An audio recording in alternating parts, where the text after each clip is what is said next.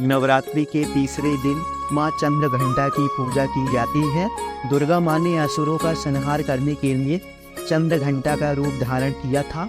जानते हैं माँ चंद्रघंटा की पूजा विधि और प्रचलित कथा। नवरात्रि के तीसरे दिन माँ चंद्रघंटा की पूजा कर उन्हें प्रसन्न किया जाता है। माँ चंद्रघंटा को कल्याणकारी और शांतिदायक का रूप मानते हैं। माता की मस्तक पर घंटे के आकार का आधा चंद्रमा चिन्हित है। यही कारण है कि माँ को चंद्रघंटा कहते हैं। माँ चंद्रघंटा की पूजा करने से न केवल रोगों से मुक्ति मिल सकती है बल्कि माँ प्रसन्न होकर सभी कष्टों को हर लेती है। ऐसे में यदि आप तीसरी नवरात्रि का व्रत रख रही हैं तो माँ चंद्रघंटा की पूजा विधि और कथा के बारे में ज़रूर सुनें।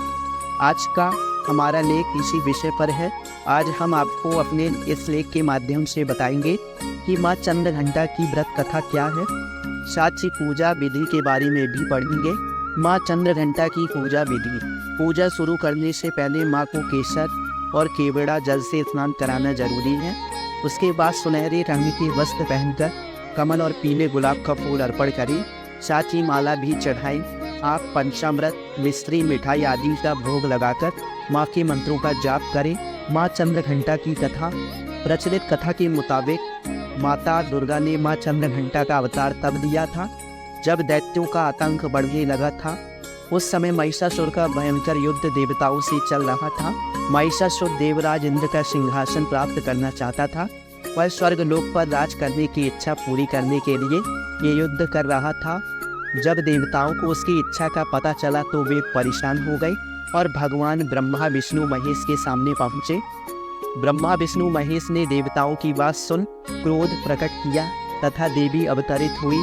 उस देवी को भगवान शंकर ने अपना त्रिशूल, भगवान विष्णु ने अपना चक्र, इंद्र ने अपना घंटा और सूर्य ने अपना तेज और तलवार और सिंह प्रदान किया। इसके बाद माँ चंद्रघंटा ने महिषासुर का वध कर देवताओं की रक्षा की। माँ दुर्गा की तीसरी शक्ति है चंद्रघंटा। नवरात्रि में तीसरे दिन इसी देवी की पूजा आराधना की जाती है। देवी का ये स्वरूप परम शांतिदायक कल्याणकारी है। इसलिए कहा जाता है कि माता की कथा सुनने से अपार धन की प्राप्ति होती है। उनका ध्यान हमारे इहलोक और परलोक दोनों के लिए कल्याणकारी और सदगति देने वाला है। इस देवी के मस्तक पर घंटे के आकार का आधा चंद्र है, इसलिए इस देवी को चंद्रघंटा कहा गया है। इनके शरीर का रंग सोने के समान बहुत चमकीला है। इस देवी के 10 हाथ है। वे खड्ग और अन्य शस्त्र से विभूषित हैं। सिंह पर सवार इस देवी की मुद्रा युद्ध के लिए उद्यत रहने की है। इसकी घंटे से भयानक ध्वनि से अत्याचारी दानव दैत्य राक्षस कांपते रहते हैं। नवरात्रि में तीसरे दिन ऐसी देवी की पूजा का महत्व है। इस देवी की कृपा से साधक को अलौकिक वस्तुओं के दर्शन होते हैं। दिव्य सुगंधियों का अनुभव होता है। कई तरह की ध्वनियाँ सुनाई देने लगती है। इन क्षणों में साधक को बहुत सावधान रहना चाहिए। इस देवी की आराधना से साधक में वीरता और निर्भयता के साथ ही सौम्यता और विनम्रता का विकास होता है।